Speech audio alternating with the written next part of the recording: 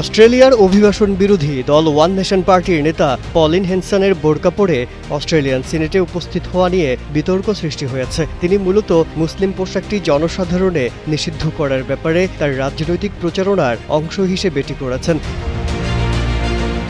এ নিয়ে মুসলিম সিনেটররা তার বিরুদ্ধে বর্ণবাদের অভিযোগ তোলেন। পলিন হেনসনকে অস্ট্রেলিয়ার পাবলিক প্লেসে বোরকা এবং অন্যান্য সম্পূর্ণ মুখ ঢাকার পোশাক নিষিদ্ধ করার একটি বিল প্রস্তাব করার অনুমতি না দেয়ায় তিনি এ কাণ্ড ঘটান। এটি পার্লামেন্টে হেনসনের বোরকা পরে উপস্থিত হওয়ার দ্বিতীয় ঘটনা।